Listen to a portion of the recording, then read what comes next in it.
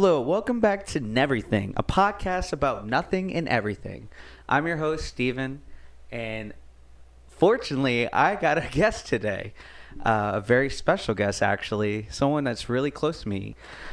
Today, I have my father with me. What's going on, Pops? How we doing today? I'm doing pretty good. I'm just happy to be here and be on your show.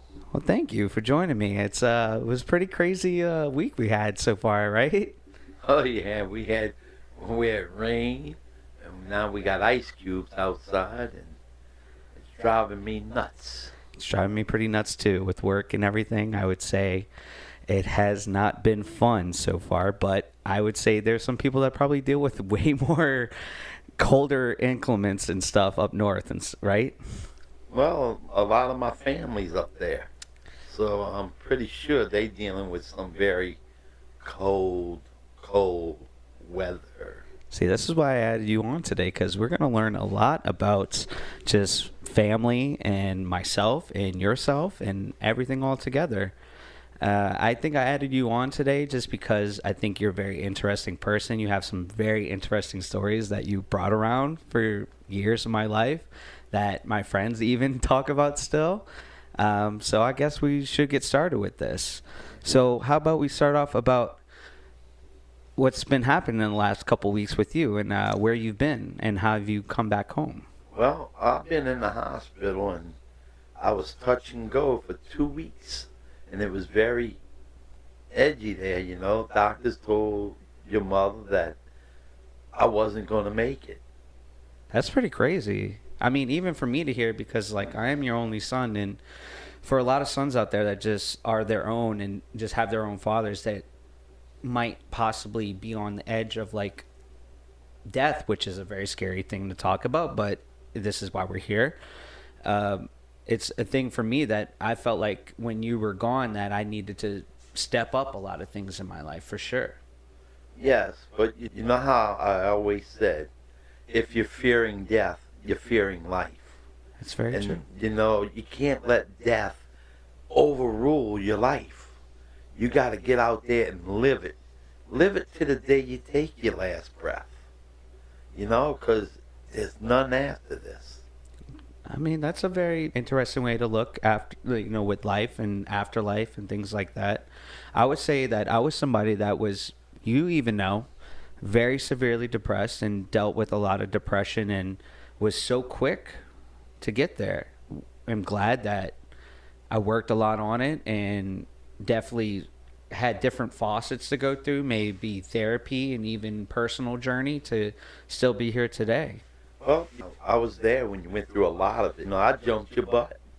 Yeah. You know, and I was straight up with you. I was rough, because that's how I was brought up.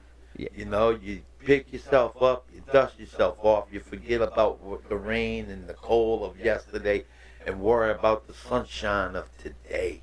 That's true. I would say, I mean, not to be offensive, but that's what a lot of your old heads were brought up upon, was just to look forward ahead and keep working hard. Like today, I would say a lot with our generations is that there was a lot of outlets of telling people don't bottle it all down, right? And that is a very big thing with us because we don't know when we're going to explode with those emotions. We don't know who's going to be there in front of us, who's going to witness that. And I think from a generation, like you said, it was hard, for sure. It's like you had to really just put it away and carry on. How was that like? Well, you know, it started as I was a baby, you know, because... Oh, really? Yeah, nobody wanted me for a while until my father and my mother adopted me. And gave me a home. And what a lot of people don't understand, you know, my skin's white, but I was brought up by a biracial man. Really? What was his background and ethnicity? Well, he had black and he had white relatives from, back into the slavery days, where they killed my great-great-grandfather because he chose a black woman to have his children. That's pretty serious. That is serious. You know, a lot of people don't know. He loved her.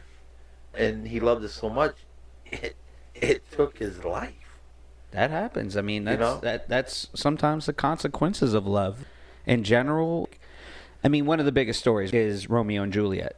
Yes. Even though it's probably a fictional story, but it's about two people from different sides of families that loved each other. What it resulted in, Right. they died. They both killed each other for each other. And I think that's, today's world with love and perception is very, oh my goodness, I don't even know where it's going these days. It's so crazy how the dating scene or being romantic or even like the word lovesy. I'm pretty sure when I was growing up and you were seeing me grow up, you were like, man, this kid don't know what love is. Well, I seen a lot of your friends, and I seen you. I seen your sisters. Love is a strange object. It could tear your soul in half. It could rip your heart right out of your chest. Now, how do you mend from that? There could be, there can either be no way for some people, or for me, for instance, I knew I couldn't just sit around and sulk on it. I knew I needed to work on myself and get back out there, even in like a dating scene. Even though if I wasn't looking for love, I was looking just in general to keep working on myself, because the precarity of like meeting someone else, right? It could be out there. Right. Well, it kind of rolls over to when I was young. When I was about 14, I approached your grandfather, who adopted me, and I said, "Why did you adopt a white boy?" And his exact words was, I looked right in those dark brown eyes, and he said to me, "Son, I didn't see a white boy. I saw a young boy that needed some love, a home, and bringing up. And I gave it to you." You're talking about Grandpa Maxie, correct? Correct. Oh, man.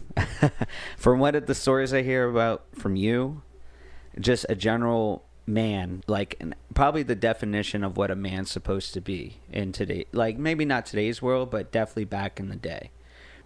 It was somebody that was hardworking, had a lot of love for people, but also wanted to have a lot of knowledge as well to pass down to you, even like Uncle Harold as well too. Right. It's just he's somebody that you told me a lot about that seemed like he genuinely cared. Oh, he cared a lot about people. He owned a refrigeration company. He sold shakers and pennants at football games. He was a person who would hire a lot of young people. Yeah. Give them opportunity to put some money in their pockets. If I wasn't, sorry to interrupt you, but if I wasn't your relative, if I walked up, would he give me an opportunity? Yeah, definitely. Yeah. Because he was one person that believed in opportunity.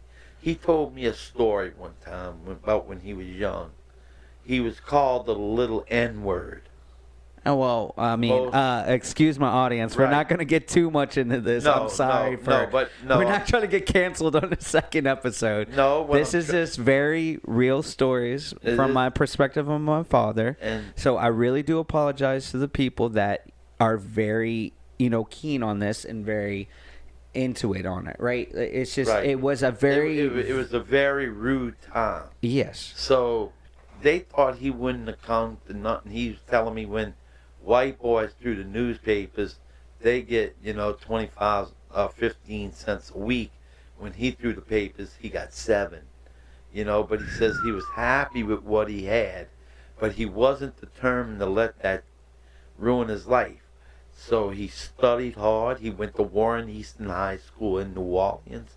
He wrote an essay. He got a scholarship to Tulane, which is a prestige university. Mm-hmm. And he went there and he took refrigeration engineering. And he got his degree. He came out and he opened up a refrigeration business. And his whole motto was, don't let nobody bring negative thoughts to you. Mm-hmm. If somebody wants to, disrespect you, don't have no conversation with them. Walk away from them. Don't let it get to you Right, where you right, want right. to butt up, and like I see today, a lot of people want to knuckle up and go up against one another. It's not the way to settle things. It's to make yourself the better man or the better woman. Yeah, I mean that's true. I do see what you say with a lot of like, say for instance, maybe the generation after me has kind of taken a little bit more of an insight of like handling situations, but definitely saying from my perspective, I guess I'm a millennial. We were definitely wanted to like step up and show like, yeah, who's the stronger guy? Let's fight Right. it out. Let whoever's the first one to go down loses, and whoever's standing wins. You're letting your testosterone think for you instead of using your brain. I think in general, I would say even nowadays, it's just not men. I think it's between both and men and women that we get to a point where it's like, hey, if you want to handle this, we're throwing down. We're gonna handle this like I'm not gonna say I never said that to anybody, And today, as I'm getting older, which now I'm gonna be 64 this year, which I didn't think I would live to see, right. because I was young and stupid. Mm-hmm. You give me something fast to do something stupid with, I wanted it.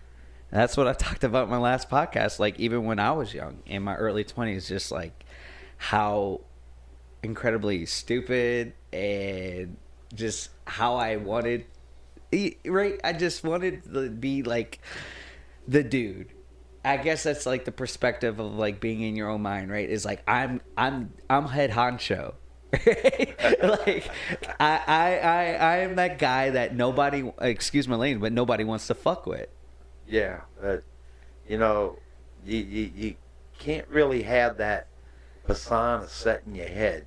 You gotta look to something brighter Mm-hmm. to open up your horizon.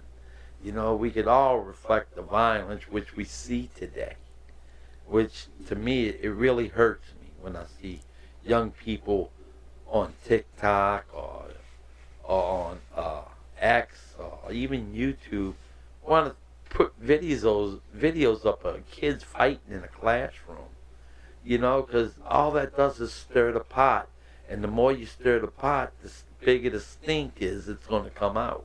Do you feel like maybe sometimes some of it is scripted or fake?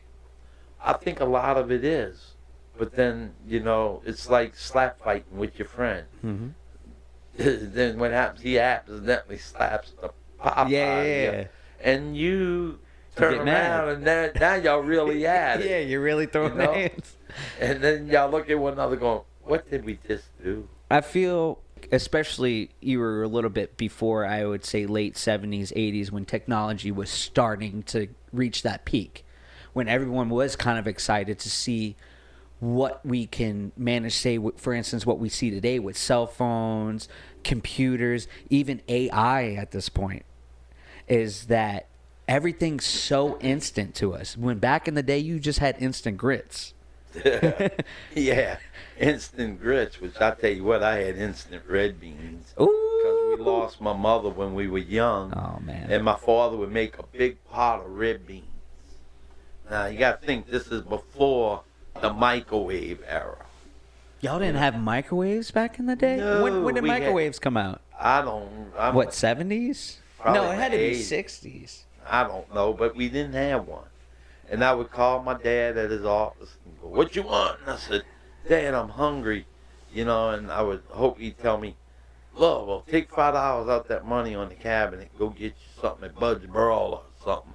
And he said, no, take out some of those red beans, heat them up, put them in a pot on the stove, put a little water in them.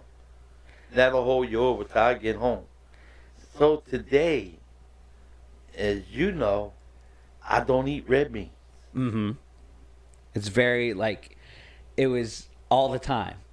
It was all the time. I can see where you can get tired of that. By the way, the first commercially available microwave, the Rattle Range, was sold in 1946. Oh. So you definitely were there. Well, my dad was behind in times. Well, I think a lot of people were behind in times. Right, but my father also had a lot of responsibility, like running a refrigeration company, and then he used to sell shakers and pennants at the high school games. And even for when the Saints came out, we worked the street corner selling pennants and shakers, and so he had a lot of responsibility besides a microwave. So, where was, say, for instance, Grandpa's shop located at? On Conti and Claiborne. Okay. And that the first location? Because I remember, of course, my recollection location is in City Park, when y'all sold the pennants and all the stuff for the football teams, cotton candy, snacks, and all that. No, but the refrigeration company was on Conti and Claiborne. Yeah, I remember you showing me where it is, and now there's a General Motors or a factory. It's a parking lot for the General Motors. It's a factory. It's a place that rebuilds motors for air conditions. I don't know what else they do in there, but isn't it kind of insane? I know I'm not trying to say like you're old. There's people older than you. Seeing things eventually like go and stuff get built in the future, like I'm pretty sure I'm gonna see that in my time. Eventually, things come and go. Like say a building that I'm familiar with, like a company that I'm familiar with, and then one day, that's it. They're gone, and there's gonna be a new company that takes place. Your mom and I grew up in the city of New Orleans. Yeah, I talked about that on the last podcast. That's where I told him I eventually grew up in. I told him there in Metairie, of course. But today, the city's not the same city that I grew up in. Well, what would you say, if you could really hone in, what would you say would change? What has changed? I really can't say exactly. It's just that it's, the names of streets have changed because people got racism involved, and you can't let racism get involved with history because it's part of history. Right. And I tell people all the time, they removed the statue of Robert E. Lee, Andrew Jackson, because they were slave owners. But now, I'm not going to condone slavery. Never will, because to me it was just a misfortunate thing. And it happened. It's like I say about the United States of America. They want to start a whole new country. Well, every country's got its good, it's got its bad, and it's ugly. I would say that it was probably a good reason to, for instance, I remember reading, those who don't know their own history are bound to repeat it, right? Yeah. When there's monuments and things to remind us of a very harsh history, even though it still will be in history books and museums, there's some things that need to not be in public view to possibly enlighten the city that, hey, we're past this, that we're growing as a city. We don't want to be reminded of, even though it's a part of the history, Andrew Jackson for sure fought Louisiana history and shit, but when people found out his deep dark secrets, we don't want anything to do with this man, because he was honestly a very terrible person. Now, generally, I need to do some more researching on the guy, but I know he was somebody that fought for state rights, and sadly, in state rights, like you said, slavery fell into that faucet. Right. And that should like we talk about it today, for instance. I'm going to bring up a hot topic. I'm sorry, audience. Roe v. Wade. And there is a government law that has rules on women's bodies, which should not be a thing at all. It's the same thing back in the day with different racial backgrounds. Is nobody should have a law written against them whatsoever, because we never really talk about this often. We talk a little bit about different stuff. But for instance, I just want to say is that no human being should have a bound to them on this earth.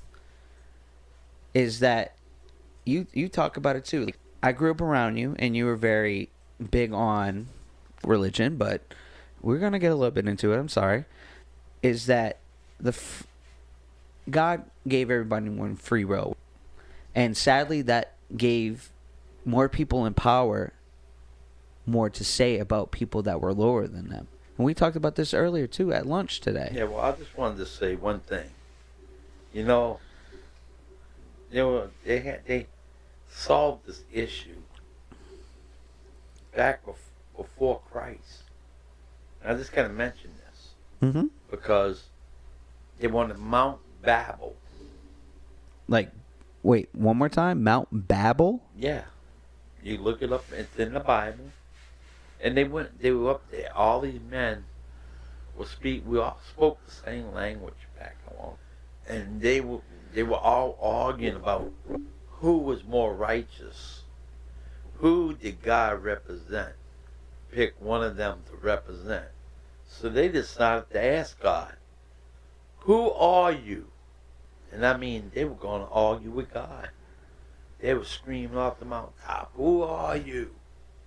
Must have been crazy to see that, though. Like, can you imagine being a person 30 feet away, just seeing guys on top of the mountain and be like, who are you? Yeah, well, that was the whole thing. And was God is a very wise guy. His reply to them is, I am who I am. And that's what he meant. He is who he is. He's God. You know? He represents the people. And I had somebody ask me a very interesting question the other day. If God is God, he's got all this power, why don't he kill Satan? Because he gave Satan the same power as he had. People don't know it. Satan was God's most favorite angel Head of the choir. in heaven. But God gave him everything he had. Like I said, we're going to talk about this a little bit more, and then we're going to change subjects. Do you feel that, I would put in quotations, Satan or evil itself is on this planet right now? Oh, of course. I could see it in a lot of things these days. What about people? Do you think, like, I know people have, say for instance, there are some very evil, inherent people. There's still beautiful sights. There's still beautiful things, maybe even things that are being built. Yeah. Do you think there's evil behind it, or just general, like, well, well-being of trying to impact the future more? I think everybody has, let me just say it like this, an autistic side of themselves. They want to express themselves. By the way, he's saying artistic, not autistic. Sorry. Right. Go ahead. That's what I meant. But, you know, they want to build beautiful buildings. They want to draw pretty pictures. And then you got the ones who just want to paint a building burning on the side of a building, or paint a picture of, you know, evil spirits consuming. But the whole thing is, that's your free will. God gave you that will. I mean, there's a lot of artists that deal with the torturement of emotion. And they need to paint that. They need to show that. Maybe even, say, in today's world, movies and TV, would you say that they're still trying to push, like, an evil agenda? Or it's just maybe misconstrued through, like, people's perception of stuff? Honestly, my honest opinion, it's Satan's way of pushing his agenda through. That's okay to say. You know? And, you know, and like I say, God gave us a free will. We could choose God's way, or we could follow Satan. God's not going to pop out the corner and go, don't you go over there. You know? He's not going to do that. But, you know, at the end of life, when your heart stops, you got to face God face to face.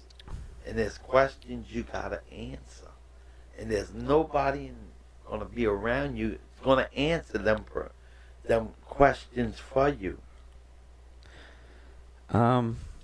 So I'll leave it at this, and we'll end on this topic. Is that I can see what you're saying from your side perspective. Is that they might be somewhat of someone might perceive it in a way of, like, this is making me a more darker, evil person. But there are some sides that there is beauty in that, right? In darkness. Yeah. And that someone can see more of an outlet of, I can see what this artist or this person is perceiving in this kind of particular thing that they're putting out, whether it be art, movie, music, pictures, whatever it may be, because you never know what the other person's going through. And I remember you dealing a lot with this. Is definitely when I was going through a little bit of a change as a teenager and getting into more, I guess you would call it dark arts, but metal and wearing black and enjoying like the angst of growing up, just understanding that emotion of trying to get it all out and make people try to see this is who I am, or at that time. What you were trying to do is build your own identity, right, within yourself, and that's why you and I had a lot of ups and downs in life. Mm-hmm. Because why? I could see where you were at that time. But you went through it kind of like a different mindset. Yeah, exactly. Mm-hmm. But one case always reminds me is my Uncle Philip. Mm-hmm. After I lost my mother, I was sitting in my living room, and I was very depressed. And I was sitting there thinking, man, my mom's not coming home no more. I'm going to sit here, and what do I say? What do I do? Who do I have to answer most of my questions in life? My mom was gone. My dad was at work.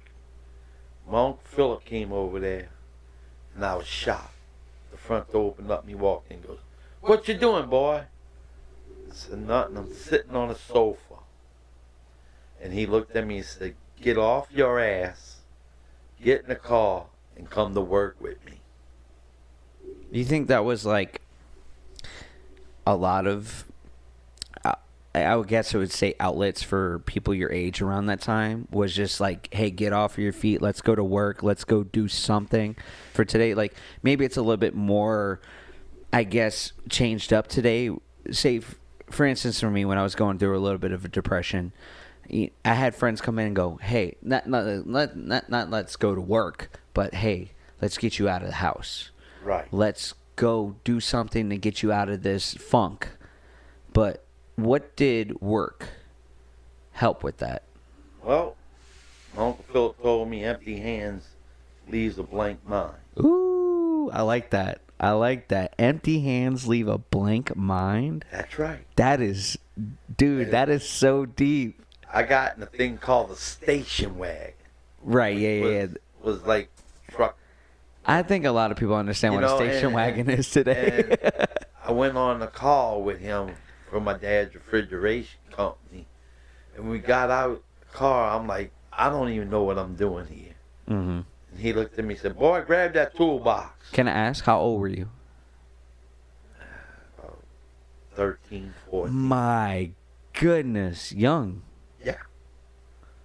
But he snapped me out of it. Mm-hmm. What really snapped me out of it was that a couple of days later when they were paying everybody, my Uncle Philip would do the payroll. Mm-hmm. He called me in the back, put $200 in my hand.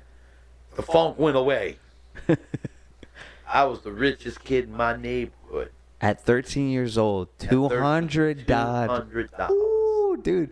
13-year-olds right now, it's kind of crazy to kind of, because that's back in the day, right? What would you say was the year? Just try to guesstimate. That was around 77. My mom passed away in 1976. Uh-huh. So it was around the 76 era. So at that time, let me see, I was about 14, 15 years old. And, when I went home that Friday, I had $200. I thought I could have any little chick I wanted in there in the corner. You can. Yeah, I was around there trying too, but everybody already had dates. Well, because I would say, like we were talking about earlier, like everything's so instant today, even like dating. Is back in the day, you had to go out there. That's right. You had to go meet someone. You had to go to your local whatever it might be at your age, like your local sock op. No, we didn't have sock hops. We would go to a place back then called the Crash Landing. It was a disco for teenagers. Oh my goodness. And you would go there and you would shake your booty, Uh-huh. And you get your groove sticks on and get on the dance floor. And sometimes you had a date, sometimes you didn't, but sometimes you didn't, but you went home with a date. Did you have live band? No, we just had Bee Gees. Like DJ? Yeah, like DJ. How in the heck did they do DJing back in the day? I don't have no clue. Was it like just simple wiring hookup to monitor and someone just would go up there and just... Because I would imagine like back in the day, I mean, when you said the year, it does make sense. They probably had mixing boards at that time. Yeah. But, I went and I started hanging out with them. And I always remember going there one time. And they had these guys who were like 17, 18 years old. A few years older. And they were playing on the pool table. Ooh. And I'm sitting there waiting. I'm waiting.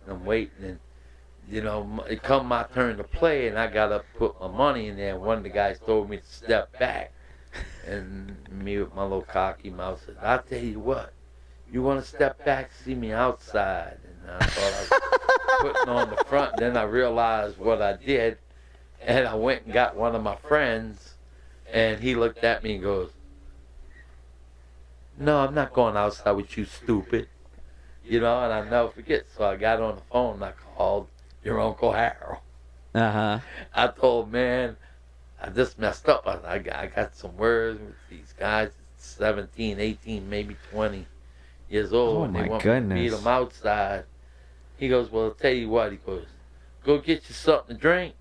Give me 10 minutes. He said, come on outside. So I went to go out the door. They stamped my hand, so they know I came out the door. Right. And two of them followed me, and I went to the side of the building. I said, oh, great, it's not here. Started freaking out a little bit. I did. I was freak out mode. Because these guys are a little bit older than you. Right. I mean, a good bit older than you. They're about to put a whipping on me. Yeah. How many guys were you? What would you say? Just guess to me. 2 or 3. That's enough. With you, any other friends, maybe? No. Just you. 1 against 3. Right now, I knew my brother was a badass. He was. He was in Vietnam and he was trained to kill. Was this around that time? No, he was home. Before then? Yeah. He had to register his hands and feet every 2 years on Loyola Street in New Orleans with the FBI office. Because he could literally kill people. That's what he was trained to do. So, man, when I saw him step around the side of the building, I was like, oh, yeah. All of a sudden. You just a relief. The courage came all the way up out of me, and I was like, rah. That's what brothers are for, though. And he walked over there and goes, now, where's the problem? And He said, where's the problem? Yeah, what a gangster, dude. Where's the problem? And one of them looked at my brother and goes, well, he's the problem, and we're going to take care of that. He goes, well, I'll tell you what. Y'all first got to start with me. Oh, my God. And the guy literally told my brother, that's going to be no problem. He's not thinking. No, well, one of the guys who worked the door was about my brother's age, knew my brother. Yeah. He walked over and said, dude, don't stop. You don't want to do this. Well, one of them was stupid enough to charge at him. My brother just bitch slapped him. Right, yeah. I mean, literally, I heard it like a balloon popping. Pow! Man, I was like, oh, yeah, all right. And then his friends just decided, well, we're going back inside. And he got his butt up around. He went back inside, too. Yeah. But my brother told me, get in the truck. You got to go. Oh, my goodness. I don't even know what happened with you and him. No. Nothing really happened. But he told me, he goes, if I leave you here, You're going to leave later.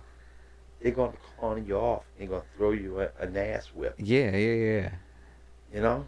Just let this go away. And I was mad. Because I was dancing with this little fine blonde. Right. And I was just very upset about it. And the reason I went outside with them two following me is because of her. It's always about a woman. I mean, nothing against the women out there. Hold up. It wasn't even about her. Right. It was about my ego and trying to impress her. But that's the thing, right? Is Right. that we're so quick, even still to this day, to, even if it doesn't come down to fighting, is to impress a female that we might be interested in. Right? But you can carry on. Go ahead with the story. This is great. You know, and all the way home, I wanted to tell him something. Yeah. But, you know, he was kind of PO'd with me at the time, so I said I better just learn to bite my tongue. And I did that all the way home. Just biting on your tongue? Biting on my tongue. Were you bleeding? No. Just, not really biting, but, No, you know, but kind of catching your lip and bunching. I'm swallowing my words. Right. I want to tell him. Because Harold was older than you. Oh, yes. How many years older? 13. I didn't even know that. Oh my goodness, he was a bit years older than you.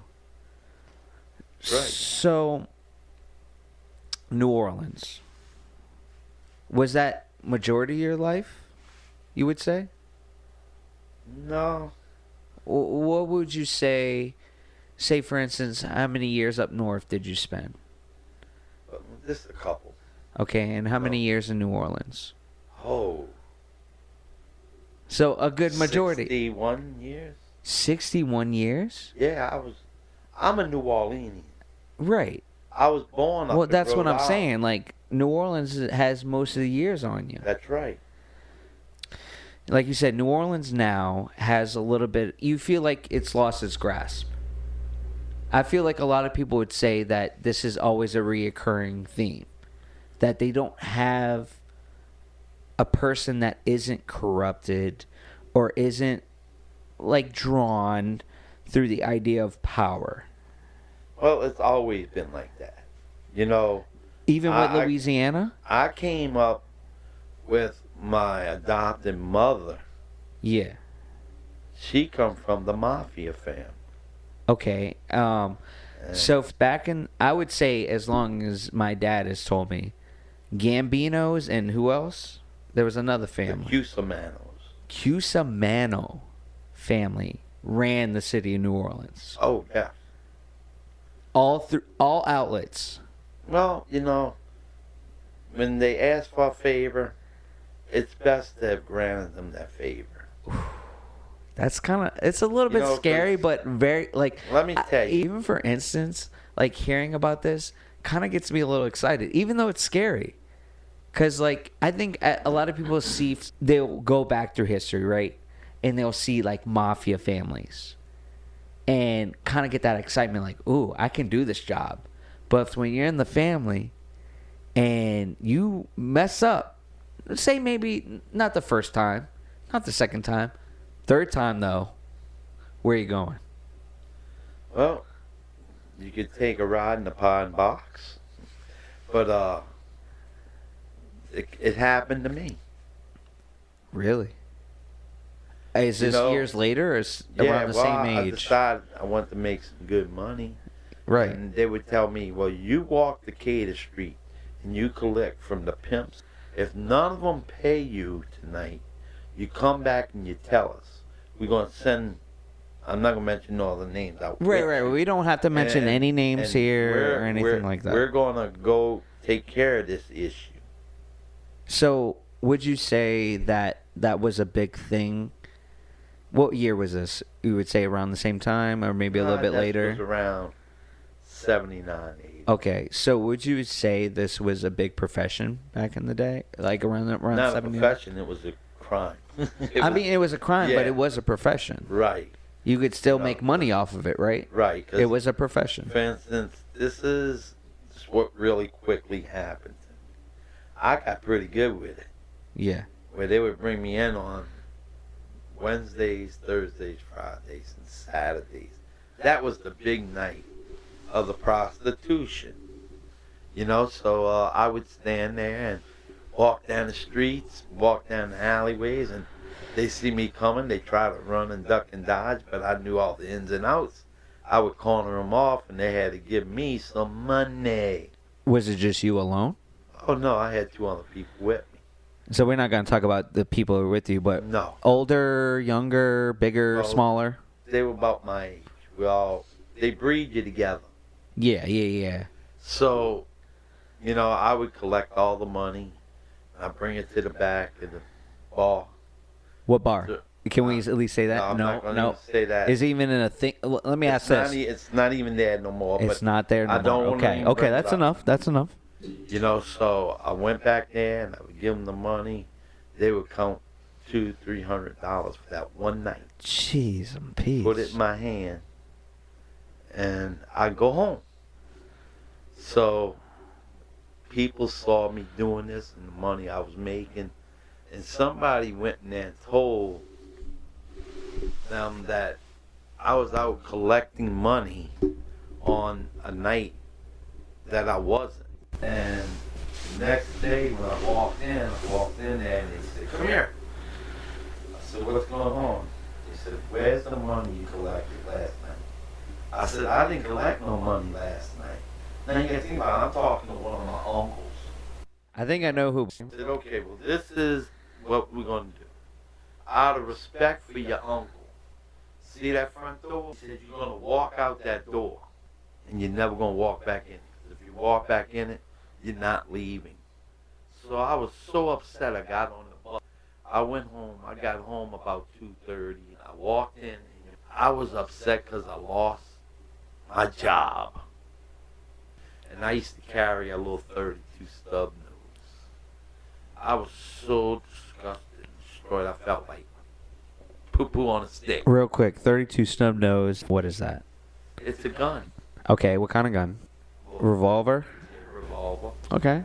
And she was on me like white on rice. Now, I'm going to be honest with you, I was coming down off a little cocaine. Ooh, good. Y'all had the good stuff back in the day. Well, the downside of cocaine ain't good. It's very depressing. It is. It's like today with our generation, we take like ecstasy or MDMA, and the down of that is literally you're locked in depression. Right. Like all you want to do is just not want to do anything at all. You don't want to succeed. Right. All the depression comes in. And she would not stop. Hmm. I got this baby. She's been crying since 9 o'clock. I can't sleep. I got to get up in about 2 hours to go to work. And I said, I feel like nothing. And I pulled it out. And I really, scary thought was, pull the trigger. She screamed at me. "You're going to do this and you're going to leave me with this child all by myself." She went on and on and on and on. And I started to cry. So you're talking about a time that you kind of got to that point in your life that this is it. Yeah. I like I said earlier in this day, you saw me go through depression. Right. And it's a pretty scary thing, right? Yeah, well, that's why I knew what you were going through. Can I ask you, because I'll talk to you from personal experience with depression, when you had that in your hand, right? For instance, I had a couple of things in my hand, like pills, other means, whether it be knives or other things that can possibly just... I even tied a noose in my hand. Now, I didn't know that. it's okay. That's why we have this here. Could you picture anything around you in your mind? Or was everything kind of like, this is it, right? No, because what made me put down the gun was your mother. I come to my realities. She had my daughter Yeah. in her hands. I was about to leave here. And I would have never known my granddaughters today. Right. You know? and it's very. I can't. You can't explain No, that you can't. feeling. You can't, You because know? there is no explanation for that No. feeling. Everybody, every single person, right, that goes through that might come to that, or sadly has come to that, can't explain that ending feeling. There is so many different emotions that you feel getting to that moment until there's nothing left. Exactly. I guess the best way I can explain it was, and it's sad to say because I do love a lot of people in my life. Like, I love you, I love Mom, I love my sisters, I love my best friends that are near to me. But Can I hold you up right there? yeah, You know, if I would have pulled that trigger, Savannah, your sister, wouldn't have been here. You wouldn't have been here. not at all. You know, and I thank God every day for intervening in that moment in my life. The thing was, a couple of days later, your grandmother, Alpha, I was wondering why this happened to me. Something I didn't do, I got blamed for. When I told her, yeah, I'm not working out there no more, she goes, oh, that's so good. I prayed that you would not have that job no more. What was the job at the time? Collecting money from the prostitutes. Oh, okay, Yeah. okay. This was still like the kind of like Right. family job. You know, and I got kind of mad at the moment. Why would you do that? Because you took away our money and this. But no, it changed my life. Because she took the role of teaching me about God, my relationship today. That's a pretty good thing. You never know who can step in your life and teach you other different outlets that can get you out of that hole, or whatever you might conceive it to be. For me, it was therapy, right? It took a little bit of time to meet the right therapist, but when I met her, she challenged me. I mean, the first meeting, it wasn't like, hey, where are we at? How are we doing? It was like, what are you going to do? What are you going to do to make yourself better? And that's a challenge through the first day. A lot of people don't expect that. Now, like, carrying on from what I was saying before, like I said, I don't mean it to be disappointing to you or anybody else that it was very close to me, but it was at a point where I don't think a lot of people understand where depression can get in that autopilot, where it completely takes control, where like you think you're the strongest, you worked your body, you worked your mind, you worked everything, but at this moment where you're at your lowest, that something can completely take control.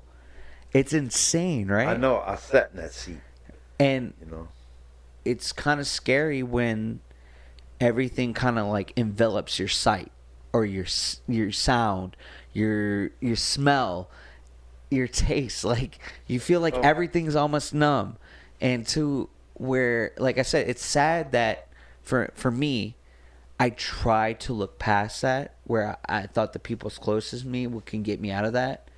And when you get to that moment, say for instance, it doesn't go through the first time. And I'm not saying that anybody should try to go through suicidal means at all. I feel like when you get to that point, you should seek help whatsoever. Whatever you need to talk to somebody as close to you as possible. And even if you don't have someone close to you, go outside. Try to knock on your neighbor's door. Try to get as much help as you can. Because I think everybody needs to understand, even if your life has like it feels like it doesn't have the biggest meaning, it has somewhat of a meaning.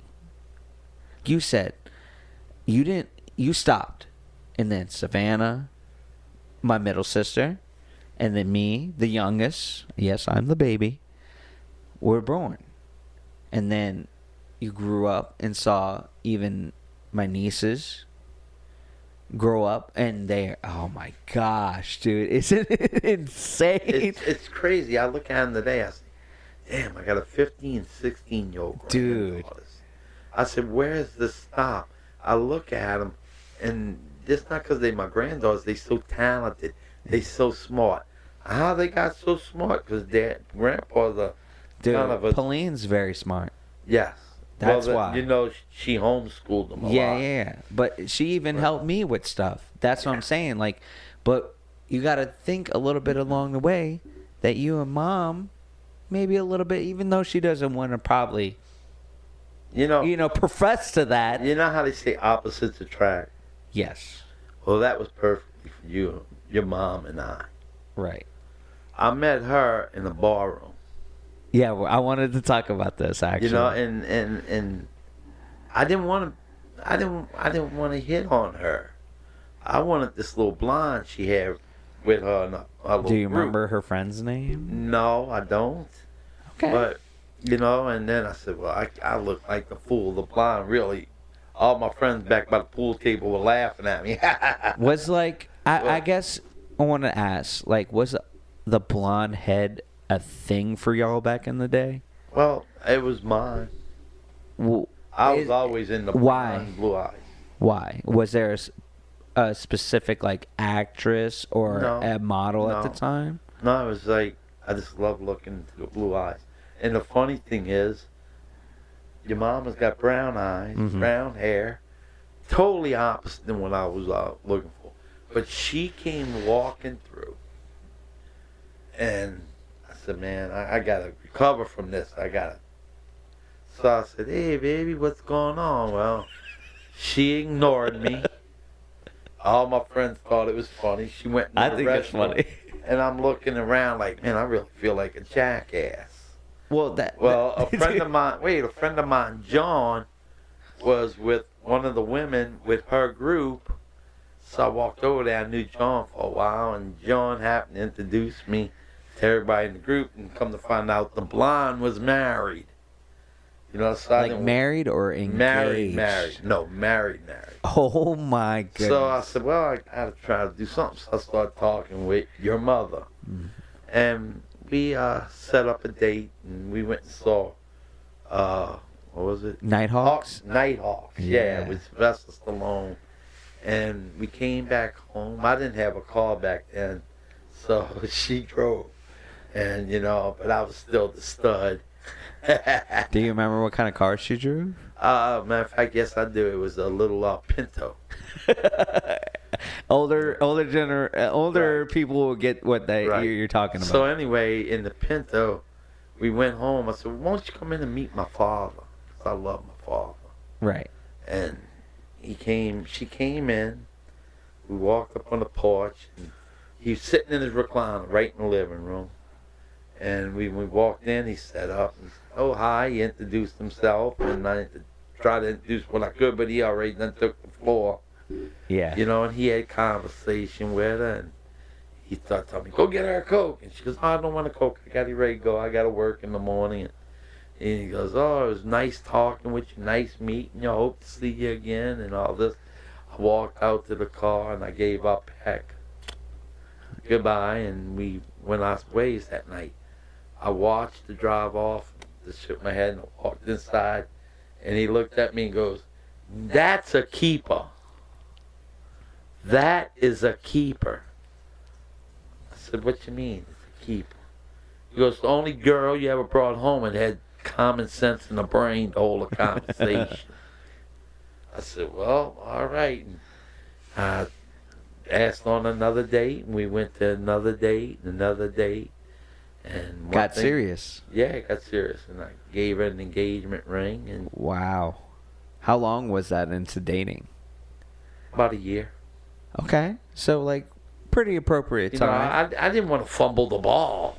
we say fumble the bag now. Yeah, well, but fumble the ball is good too. I like that. I was a football fanatic. Right? So. Yeah. We all But football we got fanatics. engaged, and we wound up getting married, and the rest was history. And your sister Pauline, and your sister Anna. And y'all weren't born exactly apart. Y'all born like two or 3 years apart.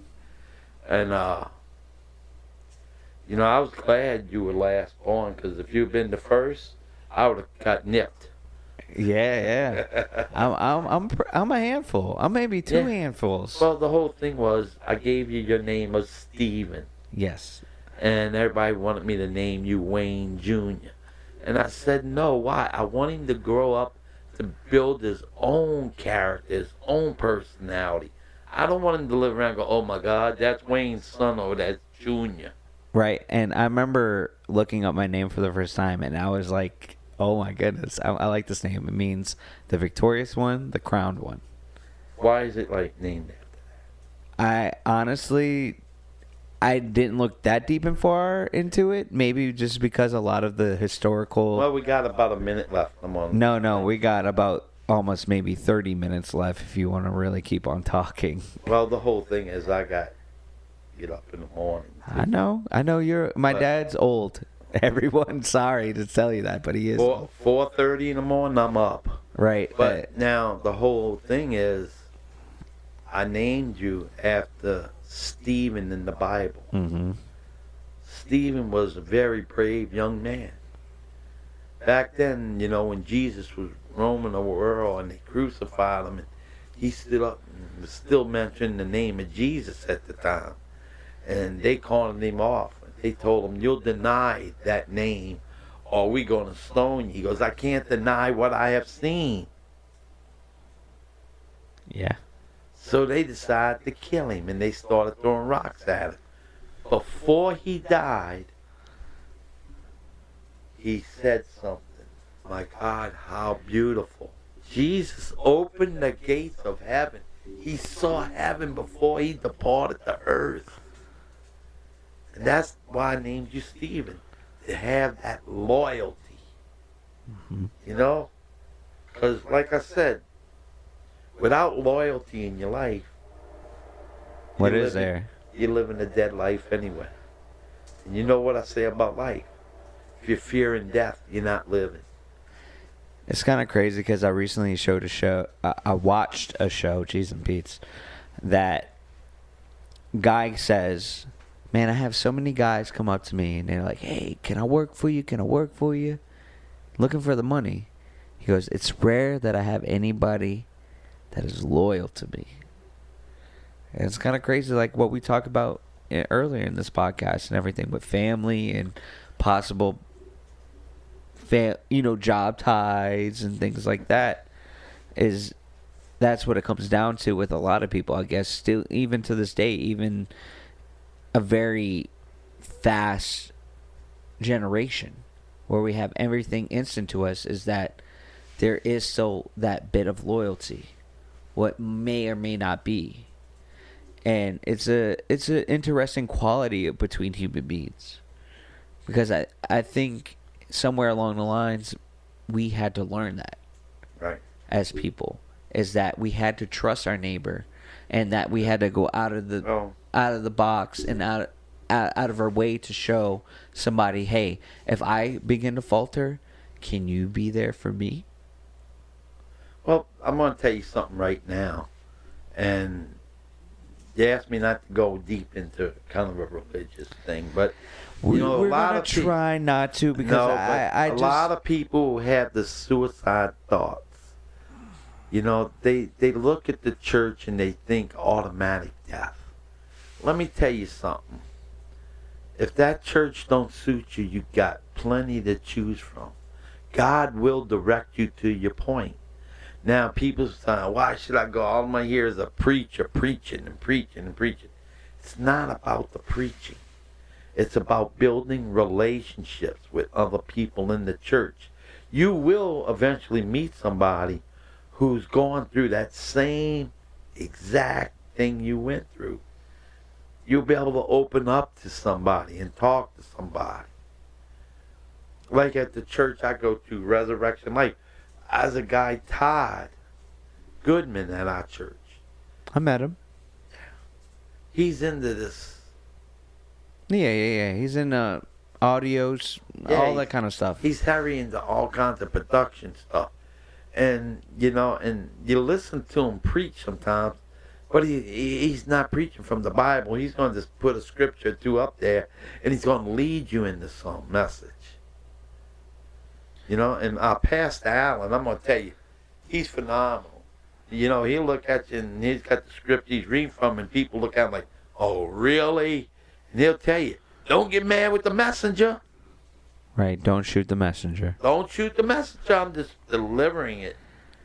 I think, like I said, in this podcast, I don't want to get so deep into religion where it's becoming a preacher sermon. I think what you're talking about is not a preaching sermon. It's just more of your personal daily life, right? What you get to see, what you get to, ingest almost every Sunday. Now, where it becomes with me, like, I know you kind of fret for me, you kind of scared for me, but like I said in my first podcast, I'm still a very faithful person.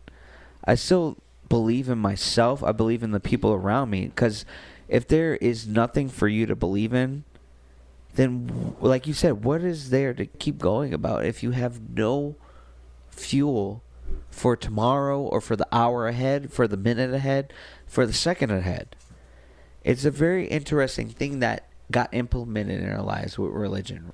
Is because they taught, like nothing to offend anybody with, is saying there is something bigger and more crazier than us, in a sense. Not trying to say crazy out of the box, but kind of insane if you think about it, especially the stories that are told to you. And this is where I'll end it, is that if you want to believe in something and if you want to strive towards it, go towards it. I remember asking you one time, like, do you believe your end is the right end? And that's a very interesting question to ask anybody that believes in any facet of religion, whether it be Christian, Protestant, Muslim, Catholic, even if they all intertwine. I remember watching, a movie, Dogma. And it's so funny because they have an actress, and I can't remember her name right now. I'm sorry. And she's very beautiful. She's gorgeous. And she goes, every religion has it right. To a point. Like, every religion has it down this one pipe. And then all of a sudden, they reach this pipe, and there's multiple pipes that they all start to separate from. And how you keep talking about religion? I don't. No, keep going. I don't believe in religion. I believe what Jesus Christ did. He built relationships. And he was here to bring us closer to God, to build a relationship between us and God. But now people don't understand. Well, if he was the Son of God, why did he die? Because it was a purpose. Because he had to show that he was the Son of God at that time. Because they crucified him to a cross. He was sold out for 40 pieces of silver by his best friend. There's even some best friends with over the last few generations that sold out their friends for less. Right. But the whole thing was they crucified him. And they danced and they rejoiced. Because they nailed him to the cross to make a mockery of his death. Yeah. They put him in a tomb, and they were so scared of what's going to happen, they left guards by this tomb. And the tomb opened up, and the guards fled. Now, people don't understand. The Roman soldiers, if you fled your post back then, you were crucified. Yeah. They couldn't understand why. They had a 2 or 3 ton rock in front of this door. Was moved. So the king at the time got so upset, he sent soldiers out wanting to find Jesus. How did he escape death? How did he get out of there? And all the soldiers could tell when they found the soldiers was a bright light. Well, guess what? 3 days later, he rose from that tomb and he came out. And he was seen not by many at first. But when he went to the hillside to descend from the disciples, he told the disciples, y'all go out in the world and you share the good news. And then he descended to heaven in front of hundreds and hundreds of people. Can you imagine being around that time?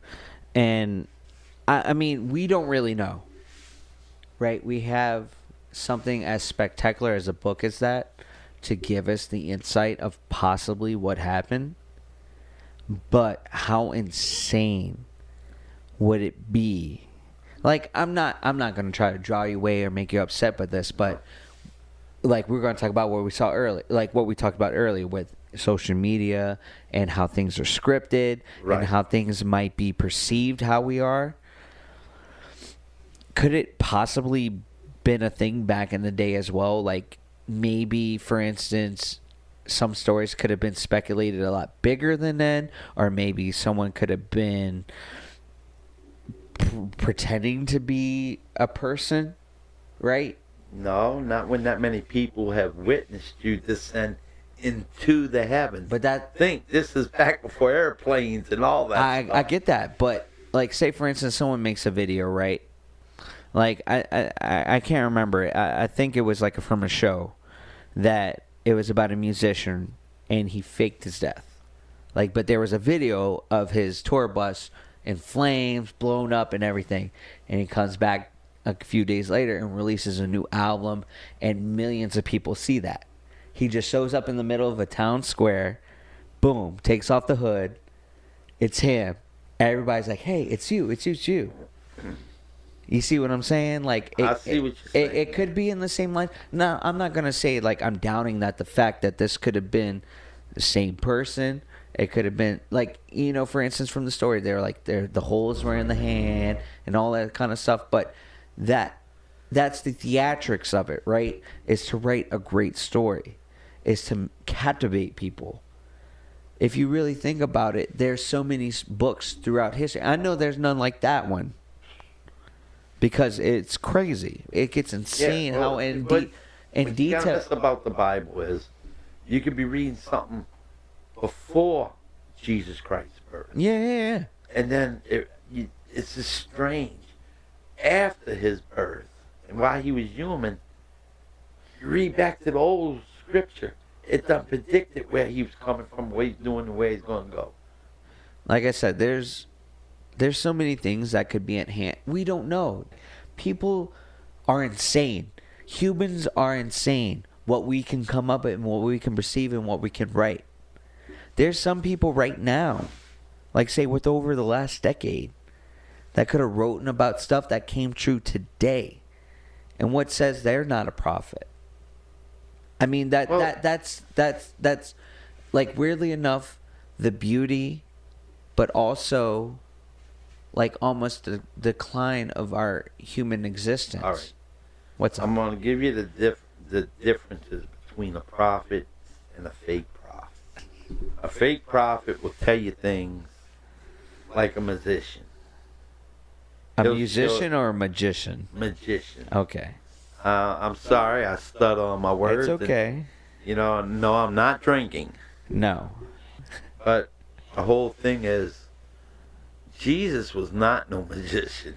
Because the things he done, like somebody asked me one time, why did Jesus call Lazarus out the grave by his name? I remember you telling me this the other day.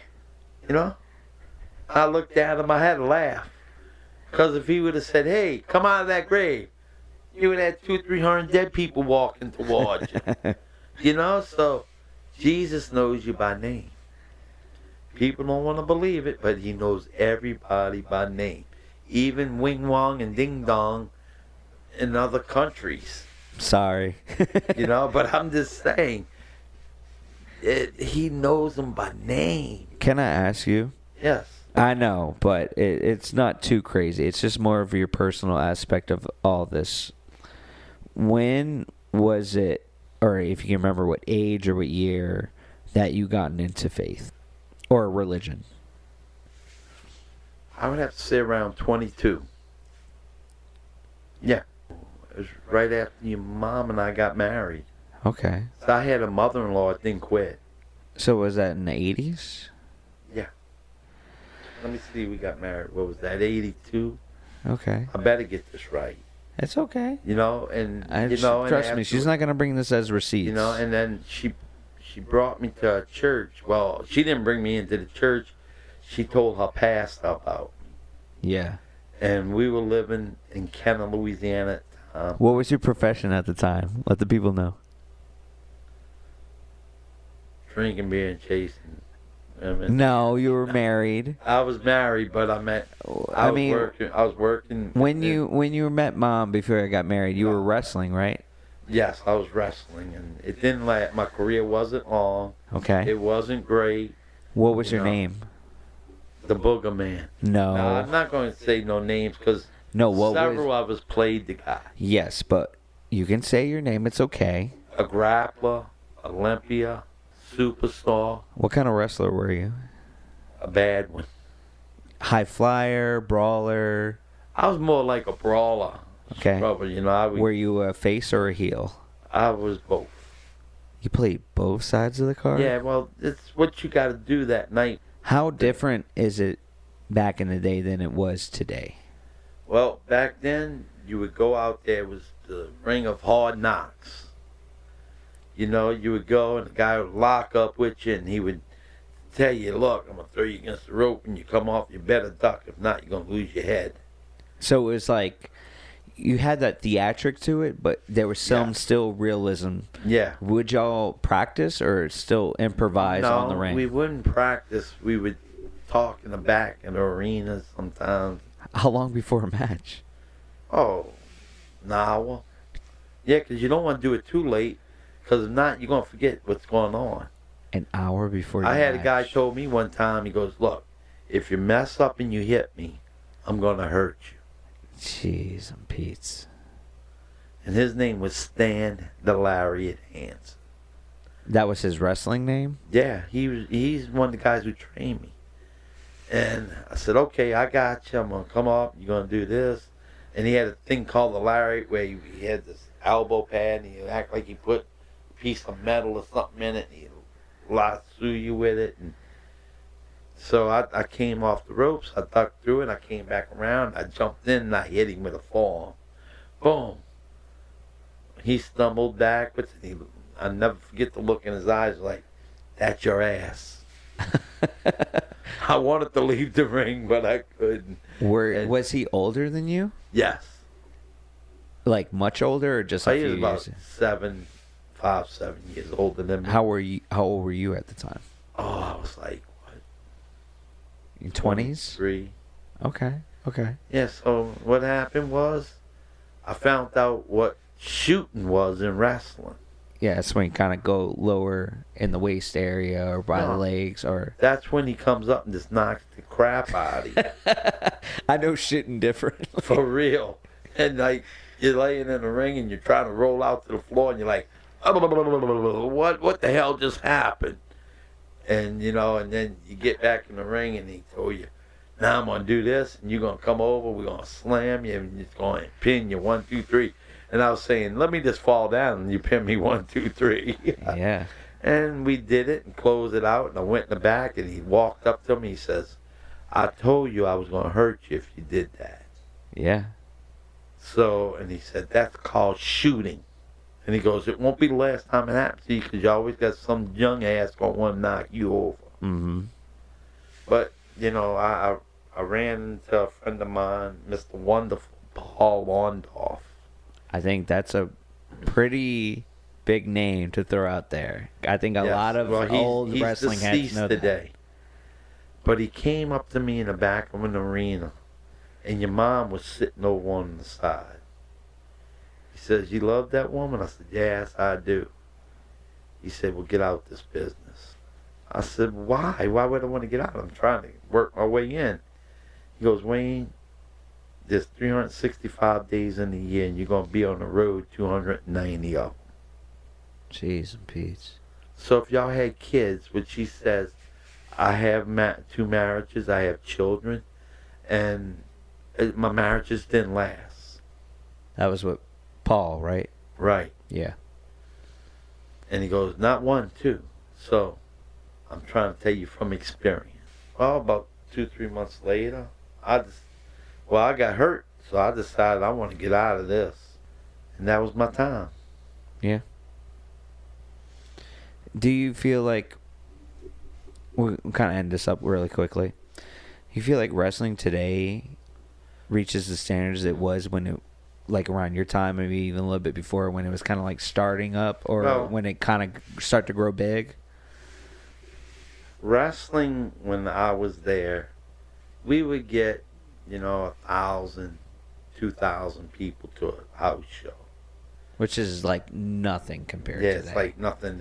Today they pack in, 10, 14, even big events, they pack them in. And these guys work just as hard as I did or anybody else did. It's building the business. You look at people like Ted DiBiase, Ric Flair. There's a lot of people out there who built this business, and they built it off their blood. Mm-hmm. These young cats today in the ring are just weeping what we built. Yeah. And you don't hear nobody ever bragging about we did this, we did that. Well, if anything, we give them advice. And I wasn't one able to give advice because I was only in there, year and a half? Right. You weren't there for a long time. Right, So my name did diddly squat. But you kind of... But it's funny because I know, like, Randy Orton, big name today. Yeah. I knew his dad, Bob. Bob used to always, he's a funny guy. He would laugh and joke. Great guy. But when you got him in the ring, he looked like he'd pull your nose off your face. Uh-huh. You look at Randy today, which a lot of fans don't do, is look at, you want to know what kind of man he is? He married a woman with 3 children. He adopted those children. 3 boys. And then they had 2 children of his. He makes a lot of money a year. Mm-hmm. But he spends a lot because he travels with his family. Right.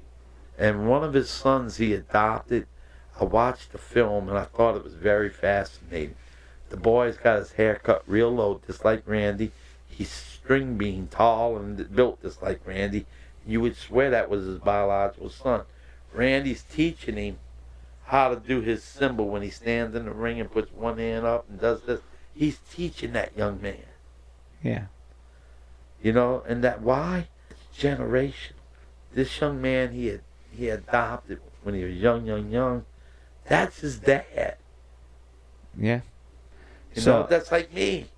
My dad is my dad today, not nobody else. Yeah. I have sisters and brothers from my mother's side, my biological mother, my biological father, and I talk with them.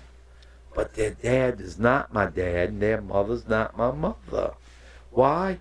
When I was sick, when I was hungry, when they fed me, they took care of me, they clothed me. When I got sick, they brought me to the doctor. Nobody else did. Right. And ain't no reason why I shouldn't love them. It ain't their fault. Everybody's got faults. We all do. So I just hope nobody would knock on my door when they go, "Hey, Dad!" I'm gonna say, "Oh, boom." that Who's would that? I don't know. Some kid that's been in drugs. That'd be even weird for me. So we're gonna try to end it up a little bit. Now we're gonna talk about a topic, and I'm sorry, it's gonna be a little bit conceited, but I want to talk about the time when I was born and when you had me, because I am your only son. I have 2 older sisters, and I just want to know what you were going through, and even when I was growing up as a little child. So let's start. I'm in the world. I'm born. Wait, I gotta go. You gotta go back before this. I got a really good part. Dr. Hogan was his name. He delivered Pauline, Savannah, and you. Mm-hmm. And he knew you were the last of the Mohegans. Right. And he knew I wanted a little boy. And we went in the room. He goes, "All right, you ready for this?" I said, "I hope so." He goes, "Because whatever comes out, you keep." Yeah. And your mama's pushing and everything. And he looked at me and goes, "I see balls." I swear, that's what he told me. I see balls. Right. Just So being straightforward. I was like, yes, I'm now part of the dad group. Even when you had your 2 daughters, you weren't like, I'm part of the dad group. Well, I was part of the dad group, but I mean, now I got somebody I could throw rocks at. I could hit them with a football, Right. You have a boy. Right. And, from there, it was just a lot of ups and downs with you. Okay. So say early years. Say, let's try to recollect newborn to say about 5 or 8 years old. How was it? Yeah, it was typical childhood. Yeah. It was nothing out of the ordinary. You know, you didn't get up one day and smear your diaper on the wall. Nothing like that. You know, but you were my son. Yeah. You know, and I was going to love you no matter what. You know, and just like I did with your sisters. Now, I think Pauline was upset because you took some of the lamb off of her. Because she was the oldest and I was the right, baby. She was daddy's girl. Yes. You know, about a week and a half ago, we all went out. Mm-hmm. She sat right next to me. Yeah. She wanted to take pictures with me, and I felt it. Yeah. I'm daddy's girl. And that's the thing. Like, I think even this age, like, I can't get in front of Pauline's way because she, like, even Savannah's way, because she was even before me. Like, Pauline, I'm sorry. Savannah's I don't know. I left something out of her. I feel like every middle child has that impact of, like, finding their characteristic or their personality along the way, right? Especially, like you said, you have Pauline that is very, right, filled with a lot of, like, Yeah, but personality. She got your mama's brain. I get that, but she's filled with a lot of personality. Yeah. She has a lot of spunk. And then you have Savannah. She's very laid back. She's quiet voice. And then you have me, somebody with a lot of personality and spunk. Well, see, Pauline's, she's like me. She's got an outgoing person. Yeah. She could talk to Go up to somebody anyone. she just met.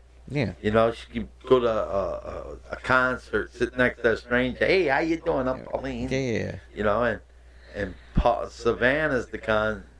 I don't know if I should talk to this person. Right. Looks a little weird. And that's okay.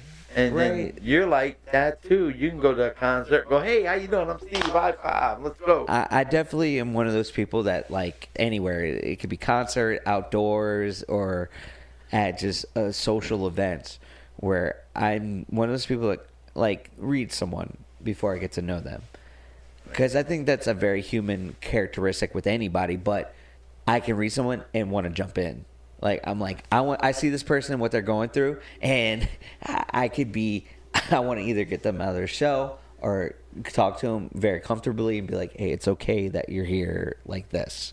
For instance, if I'm talking to Pauline, it's like, I can get them out of the shell. But if I'm talking to Savannah, hey, it's cool that you're like this, that you're very introverted almost in a way. That is. Well, that's your mom. Your mom's an introvert until I make her mad. Yeah.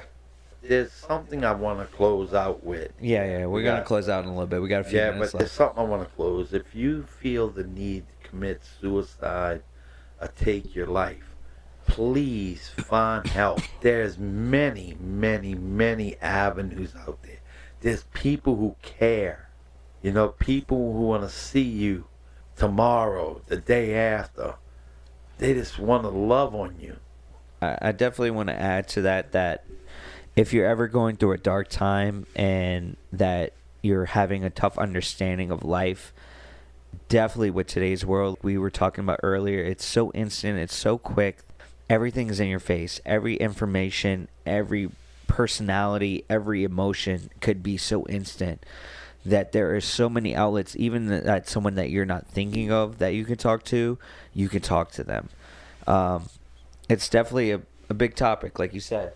It's something that you should never hide or keep away. And look, we understand that some people personality might think that that's the best way, and I'll tell you from instance, it's not. So this has been a great conversation. I've been wanting to sit down and do this for a while. We literally talked about a lot of stuff like old times and now, and I want to say that you're a very great person in my life. I mean, even better than that, you're a monument. You're someone that I look up to. I think you have put something inside me like strength and knowledge and common sense to why I'm still alive today, Pops. And I thank you for that. I don't even think there's enough thanks to show you for that. It's like I shared earlier. I was on my deathbed 3 weeks ago. Doctor looked at your mom and shook her head. I had bleeding in the stomach. And when they were taking care of that, I had a heart attack. They were bringing me to ICU. I had a stroke. They had to bring me back to the room. While they getting ready to leave the room with me, I had another heart attack. The doctor said he wouldn't have gave me 5 cents about my life. He thought I would expire before 24 hours. But no, I have too much to still live for. I got 2 beautiful granddaughters. I got 2 daughters. I have a son. I got a wonderful wife, Ramona, who is my rock. As long as I'm sick right now, I can barely stand up sometimes. Stephen and my wife have to help me up. And that's what I build into them. To be able to lift up one another, to encourage one another, to stand strong. That's what I want to do, to encourage other people. Stand strong. The rain may be pouring today, but tomorrow the sun will shine and the flowers will bloom and your life will get good. And I think I'm going to leave it on top of that. I think that's a very beautiful thing to be said. Again, this is my father, Wayne. He's been an absolute awesome guest. My name's Steven. And again, this is the podcast and everything. I'll catch y'all later. Thank you.